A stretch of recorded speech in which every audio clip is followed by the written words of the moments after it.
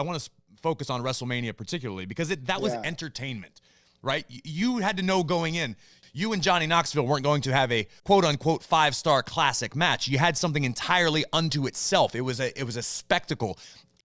In my opinion, Vic and I stood there in the arena, in the stadium, and watched it go down. And I cannot compliment you enough. I believe I actually texted you after the fact because it was like, wow, you superseded expectations. You got to give yourself a little credit for that. But how did that come to be? What made that so special? Oh man, I don't even know where to begin. But there's one little statement you made that I'd like to expand upon a little bit here. Please. But I don't want to get into because it can become a real rant here. I don't want to go into the anatomy of a match and all this kind of thing.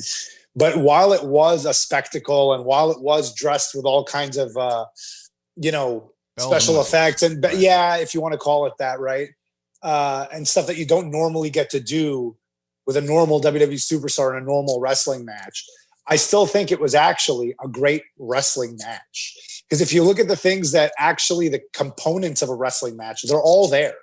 Sure. Like we didn't throw anything out of the framework of a wrestling match to create this match. One of the things that we run into because we work here and we're surrounded by this all the time, and especially you, Corey, because you worked in the ring for so many years, sometimes it's hard to take off the insider goggles and just put on fan goggles. Yes. Right? Like you're looking at structure and you're looking at the things that you know are the components. So one of the things I'm really proud of is that match blinded so many people internally to all of that. Mm-hmm. Like people who know the business inside out, who've been working forever, forgot about match structure, forgot about match psychology, when you should do this, where you should do that. And they were just reacting in real time to all of it. But if you actually look back on it, structurally speaking, it's a normal wrestling match. Checks all the boxes. I'm going to have to checks all the boxes. Because Vic and I stood there in AT&T Stadium. We were in our little corral area for the announcers that weren't working at the time. And there were only a few moments all weekend that I got to do that. And Vic and I were standing there, and in particular,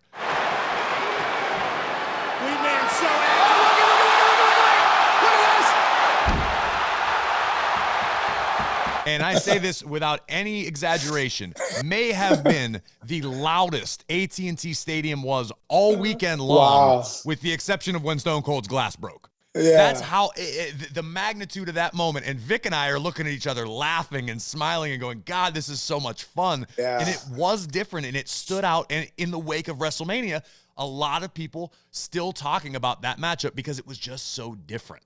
I think people talk about that for years and years and years. So another thing that I'm really proud of that match is one of the things you touched on earlier when you brought it up. We created something that doesn't actually, it doesn't really exist. There's not really a match like that anywhere else because there's only one Johnny Knoxville and one Sami Zayn and one WrestleMania where those things could exist. Going back to what we were talking about with Cody and Seth, circumstance. There is an element of circumstance to this because you can't recreate that match.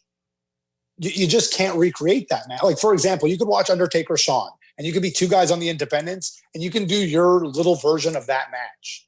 Mm-hmm. You can't redo a version of this match because it doesn't exist. Right. There's no other party boy. There's no other wee man. Right. There's no other giant hand. You know what I mean? Yeah. Was there ever a moment all WrestleMania weekend or in the lead up to this where because we're about the same age and you grew up and Jackass was a cultural phenomenon here at least in the United States where everyone and their brother was obsessed with it. Did you ever have any moments in this process where you went, man, Party Boy is shaking his parts at me at WrestleMania? Well, and I said this in a couple of interviews, but I didn't grow up a Jackass fan.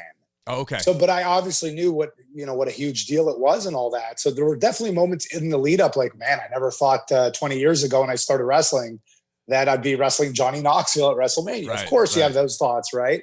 But I had to do a little bit of homework for the match too, because I had a preconceived notion of what Jackass was from 20 years ago to when I first made the decision, I'm not into this. 20 years ago, when it was like, hey, there's this thing called Jackass, and all I understood about Jackass is a bunch of guys getting hurt. And I don't really like watching guys get hurt or people like hurting themselves. Kevin is different. He loves those videos of like people slipping and falling or whatever. He loves that stuff. I'm kind of squeamish. I'm like, God, don't show me that. So I didn't really know what Jackass was about. And I kind of made the decision early on, like, it's not for me. But then, you know, now revisiting it and all, I've said this before, but I find it ironic that I missed the point of what Jackass was all about. Because the reason Jackass was a huge cultural phenomenon is because of it was the camaraderie, and it was the guys doing everything. Yes. It's the crew, and you get me and I get you. And like, it's the laughs, and it's so funny and ironic that I would miss the point because I love wrestling.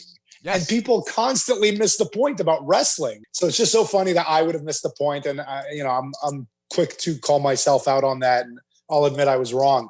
So all this to say, going back and watching Jackass a little bit going into the match, you know, it was kind of like I wanted it to be a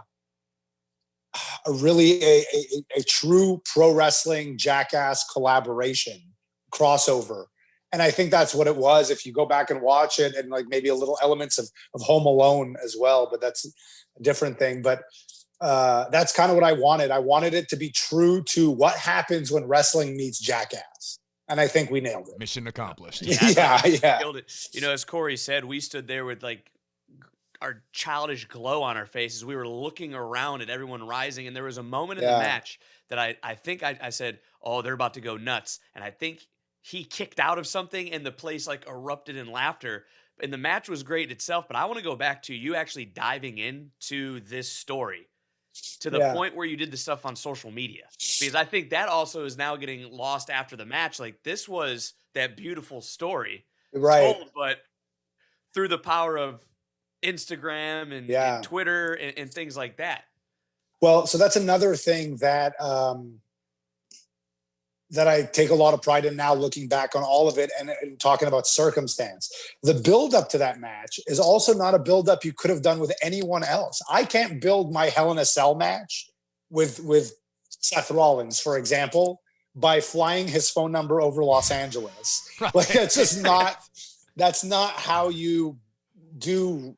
You know, that's just not how you build programs. That's not what that was. Like we got to go so far. Thing. Right. Exactly. We got to go so far out of the box. And I got kind of addicted to it. I was like, oh man, here's all these things we can do next. And there's just so much awesome stuff that we could do that I think is like him giving out my phone number and me taking all those calls. And I think that's going to be very, very memorable. And it was very exciting. And there was so much other stuff that was on the table to do that for one reason or another we didn't get to do. But it just, and one of the big things was the red carpet premiere at the Chinese Theater in Hollywood, going to the movie premiere. And that was such an awesome moment for me. I've never done anything like that before, but it was my Andy Kaufman moment a little bit, with Dave Letterman. And the thing that I find funny is, in this case, I was Andy Kaufman and the wrestler. Yeah. I was both, you know what I mean? Which I was, too, which is funny. But it just got me so addicted, or not, almost going back to what you asked me about when was the light bulb moment of, transitioning from good match guy to storytelling guy or whatever it is. This was a bit of a light bulb moment for like, oh man, there's just so many creative ways I want to do things. And I hope I can do them. It's kind of hard sometimes here with the nature of how we do things, but it just got me so excited about the out of the box ways to build a story or tell a story, and things to do and ways to build your character, all this fun stuff. And I couldn't have done it with anyone else except Johnny Knoxville, because he's not a conventional wrestler. B, he's not even a conventional celebrity. That's true. Like if I was wrestling Leonardo DiCaprio, we wouldn't be doing this stuff. It's because that's what Johnny Knoxville does. He does gags and goofs, and he gets you this way and that way, whatever. So it could only have worked with him. So that was another thing that a big takeaway for me is the creative way we can go about telling stories and getting character stuff over and doing things that we don't always do. Like what you hear? Catch full episodes of After the Bell on Spotify. Follow us now and never miss an episode.